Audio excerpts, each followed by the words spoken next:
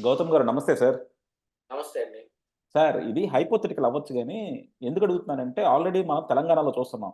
Government మారగానే తెలంగాణలో విపరీతాలు చేసిన మంత్రులు గాని, ముఖ్యమంత్రులు గాని, లేకపోతే వాళ్ళ తనయులు గాని, లేదంటే వాళ్ళకి సంబంధించిన అధికారులు గాని ఏం సిట్యుయేషన్స్ ఫేస్ చేస్తున్నారు. ఐఏఎస్, ఐపీఎస్‌లు అందరూ. అవును.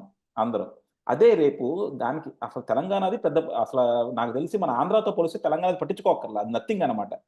మన ఆంధ్రాలో దానికి మించి చేశారు. ఇప్పుడు మన మంత్రులవ్వచ్చు, మన ముఖ్యమంత్రి అవ్వచ్చు, రాజకీయ వైఎస్ఆర్‌సీపీ నాయకులవ్వచ్చు, లేదంటే వాళ్ళని నమ్ముకున్న ఐఏఎస్‌లు గాని, ఐపీఎస్‌లు గాని, గవర్నమెంట్ అధికారులు గాని ప్రజల్ని పీడించుకు తిన్నారనమాట.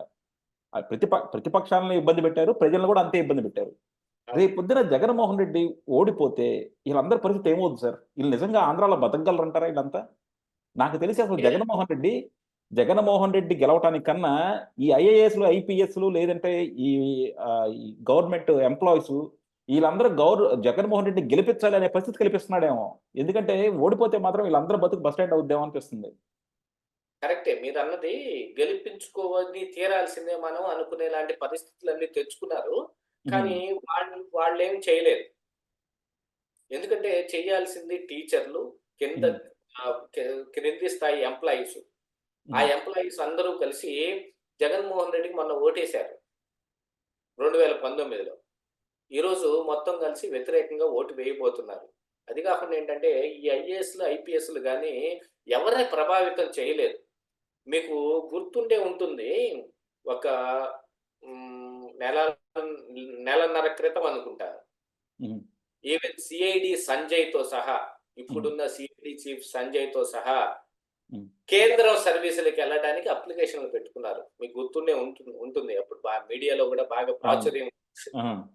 కేంద్రం సర్వీసుల్లోకెళ్ళటానికి ప్రయత్నాలు చేస్తూ వీళ్ళందరూ అప్లికేషన్‌లు పెట్టుకున్నారు అని హుహు. చెప్పి ఒక 40 మంది పేర్లొచ్చినాయి. ఆ 40 మంది మొత్తం జగన్మోహన్ రెడ్డి అధికారులే. ఓకే. ఆహా! కేంద్రం సర్వీస్‌కి పారిపోదాం అని. ఇక్కడికొస్తే ఆల్రెడీ చంద్రబాబు నాయుడు, లోకేష్ అయితే రెడ్ బుక్ పెట్టుకున్నానని పేర్లు రాసుకుంటాడు. చంద్రబాబు నాయుడు ఇప్పుడు కాదు, 3 సంవత్సరాల కిందటే చెప్పాడు. హ్మ్. నేను వస్తే ఎప్పుడు డీజీపీ గౌతమ్ సవాంగ్‌ను దృష్టిలో పెట్టుకొని చెప్పాడు ఆ రోజున చంద్రబాబు నాయుడు. నేను వచ్చినాక మీరు ఈ సర్వీస్‌లో ఉన్నా లేకపోయినా ఎక్కడున్నా సరే వాలంటరీ రిటైర్మెంట్ తీసుకున్నా కూడా మీ అందరిని గట్టిగా పట్టి తీసుకొచ్చి ఇప్పుడు మీరు చేసిన వాటన్నిటికి నేను సమాధానం చెప్పిస్తాను అని ఆ రోజు గౌతమ్ సవాంగ్‌ని దృష్టిలో పెట్టుకొని చెప్పాడు. ఏ రోజైతే అమరావతి సందర్శన కోసం జగ చంద్రబాబు నాయుడు బస్సేసుకొని బయలుదేరి వెళ్తూ ఉంటే బస్సు మీద రాళ్లతో దాడి చేశారు. ఆళ్ళ రామకృష్ణారెడ్డి మనుషులు. హ్మ్. చూడండి ఇప్పుడు ఆళ్ళ రామకృష్ణారెడ్డి దిక్కులేనోడైపోయాడు. అటు కాంగ్రెస్ పార్టీలో కూడా అంటల్లా వాళ్ళు. హుహు. ఇటు వైఎస్ఆర్ కాంగ్రెస్ పార్టీ వదిలేసిపోయాడు. అటు కాంగ్రెస్ పార్టీలో కూడా ఎళ్ళలేకపోతున్నాడు. షర్మిల తానొక్కతే తిరుగుతుంది గానీ వెనకెడితే ఈయన తీసుకెళ్ళలేకపోతుంది.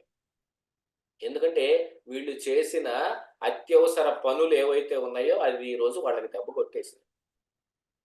ఎప్పుడు అంతే. మనం చేసిన పని రిటర్న్ మనకే వచ్చిద్ది అని ఆ రోజు ఆళ్ళ రామకృష్ణారెడ్డి చేసిన పనికి గౌతమ్ సవాంగ్‌కి ఆ రోజే చంద్రబాబు నాయుడు చెప్పాడు. ఎక్కడున్నా పట్టి తీసుకొచ్చి మరి మీ చేత ఇప్పుడు ఈటన్నిటికి సమాధానం చెప్పిస్తానని. అందుకోసం వాళ్ళేంటి కనీసం వాలంటరీ రిటైర్మెంట్ తీసుకుందాం అనే యోచన కూడా లేకుండా, అది తీసుకున్నా కూడా మరి సమాధానం చెప్పడానికి ఈజీగా దొరుకుతాం గదా! హుహు. అదే కేంద్రం సర్వీస్‌లోకెళ్ళిపోయి, వేరే స్టేట్‌లోకెళ్ళినా గాని, లేపోతే కేంద్రంలో ఉంటే గాని, ఇక్కడ అక్కడున్న పనులున్నాయి అని చెప్పి రాకుండా ఉండొచ్చేమో అని. ఈ రోజుకి కూడా మనం చూసామనంటే, గిరిజా ప్రసాద్ ఇలాంటి వాళ్ళు చాలా మందున్నారు. కోర్ట్‌కెళ్ళి నిలువు కాళ్ళ మీద నుంచొని, ఇక్కడ వాళ్ళ పరిస్థితి ఏంటి చెప్పండి?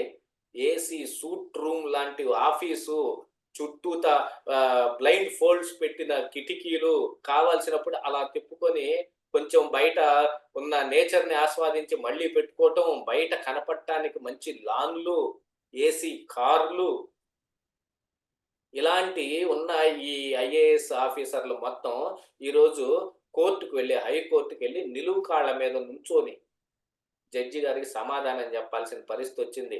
జడ్జి గూడా వీళ్ళందరి మీద వీళ్ళకి శిక్షేసిన తర్వాత కూడా వీళ్ళ మీద దయదలిచి, దయ తలిచి వీళ్ళకి సేవా శిక్షగా మార్చారు వీళ్ళందరినీ. వీళ్ళ హ్మ్. ఎందుకంటే ఈ తప్పులన్నీ వీళ్ళు చేసినయి గాదు. రాజకీయాల్లో వాళ్ళు అధికారాన్ని ఉపయోగించుకొని వీళ్ళ చేత తప్పులు చేపిచ్చారనే ఉద్దేశంతోటి వాళ్ళు సేవా శిక్షగా మార్చారు. అలాంటిది ఐఏఎస్, ఐపీఎస్‌లు ఇప్పుడు పారిపోయే పరిస్థితికొచ్చింది. రేపు అధికారం మారిందనుకోండి, ఏం జరుగుతుందో వాళ్ళకి బాగా తెలుసు. ఎల్వి సుబ్రహ్మణ్యానికి పట్టిన గతి హుహు. వీళ్ళకి గూడా పట్టదంటారా? అదే ఏం ఎల్వి ఎల్వి సుబ్రహ్మణ్యం లాగా జ్ఞానోదయం అవుద్దేమో సార్. అమితంగా ప్రేమించాడు జగన్మోహన్ రెడ్డిని. అమితంగా కృషి చేశాడు. అవును. ఆయనేదో ఒక విషయం దగ్గర ఏదో ఒక చిన్న పని చేయకపోతే, హ్మ్. కుర్చీ లేని ఆఫీస్‌కి, హ్మ్. కనీసం కాఫీ తీసుకురావటానికి బయట బెల్ బాయ్ గూడా లేని ఆఫీస్‌కి ఆయన్ని ట్రాన్స్‌ఫర్ చేశారు. దెబ్బకి 15 రోజుల్లో ఆయన రిటైర్మెంట్ ప్రకటించేసుకున్నాడు. అలాంటిదే ఇప్పుడు రేపేమవుతుంది అంటే వీళ్ళ పరిస్థితి అలాగనే అవుతుంది. ఇది కాదు అన్నారనుకోండి, శ్రీలక్ష్మికి పట్టిన గతి పడుతుంది. శ్రీలక్ష్మి ఒక పెద్ద ఎగ్జాంపుల్ వీళ్ళందరికీ. రాజశేఖర్ రెడ్డి ఉన్నప్పుడు జగన్మోహన్ రెడ్డి మాట విని అధికారంలో ఉన్న వీళ్ళందరినీ మేనేజ్ చేసి సహకరించినందుకు ఎన్ని నెలలు జైలు శిక్ష అనుభవించింది. ఎన్ని నెలలు మెంటల్ టార్చర్ అనుభవించి పిచ్చెక్కిన దానిలాగా గోడకేసి బాదుకుని చాలా ఆరోగ్యకంగా గూడా చాలా బాధపడి అనారోగ్యంతోటి నిమ్స్‌లో ట్రీట్‌మెంట్ నెలల తరబడి తీసుకోవాల్సిన పరిస్థితొచ్చింది. వాళ్ళదేముంది అపోలో హాస్పిటల్‌లో చేరటం వాళ్ళకి త్రుటిలో పని. కానీ జైల్‌లో ఉండటం మూలాన చచ్చినట్టు గవర్నమెంట్ హాస్పిటల్‌లోనే ట్రీట్మెంట్ తీసుకోవాలి. గవర్నమెంట్ హాస్పిటల్‌లో ట్రీట్మెంట్ తీసుకుంటం కంటే పెద్ద శిక్ష ఇంకేదీ లేదు. నాకు తెలిసి అంతేనండి. హుహు. ఎందుకంటే ఈ అధికారులు ప్రజల సొమ్ము ఎవరైతే పందికొక్కుల్లాగా మెక్కి అదే ప్రజల్ని హింసిస్తున్నారో వాళ్ళందరిని తీసుకెళ్ళి గవర్నమెంట్ హాస్పిటల్‌లో ట్రీట్మెంట్ చేపిచ్చాలి. ఎలకలు కొరుకుతాయట తెలుసా మీకు? హ్మ్. పేషెంట్‌లు కాళ్ళని. విన్నాను. మొన్నటికి మొన్న పేపర్‌లో గూడా వచ్చింది. ఎలకలు కొరుకుతాయక్కడ. అలాంటి చోట తీసుకెళ్ళి ట్రీట్మెంట్ చేపిస్తే వీళ్ళకి సిగ్గొస్తుందనమాట. రేపు వీళ్ళందరి పరిస్థితి అదే. వీళ్ళు జైలుకెళ్ళి ఎంత బాగా మంచి లైఫ్ అనుభవించిన తర్వాత జైలుకెళ్ళి ఆహ్, గంట కొట్టినప్పుడు టీ తాగటం, గంట కొట్టినప్పుడు అన్నం తినటం, చుట్టూతా మాట్లాడే మనిషి ఉండడు. No cell phones, no newspapers ఏం ఉండవు.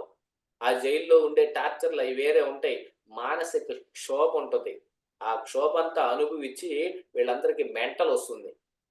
ఆ తర్వాత బహుశా నాకు తెలిసి మన దాంట్లో మన ఆంధ్రప్రదేశ్ స్టేట్‌లోనే మంచి ఈ ట్రీట్మెంట్ ఇవ్వగలిగేది ఆ వైజాగ్ మెంటల్ హాస్పిటలేగా. అవును. దాని హ్మ్. గిరాకీ బాగా పెరుగుతుంది. అందరూ ఐఏఎస్, ఐపీఎస్ ఆఫీసర్‌లే వస్తారు. విచిత్రమైన విషయం చూసారంటే డాక్టర్ సుధాకర్‌ని నేను ఇప్పుడే అక్కడికి చెప్పబోతున్నా. తీసుకెళ్ళి ఏదో చేయబోయారు. అవును. హ్మ్. మెంటల్ రావటానికి ఆయనకి మందులు ఇప్పించబోయారు. హ్మ్. దానికి అందరికీ ఇలాంటి ఐఏఎస్, ఐపీఎస్ ఆఫీసర్‌లు సహకారం అందిస్తేగా జగన్మోహన్ రెడ్డి ఆ పని చేయబోయాడు. అవును.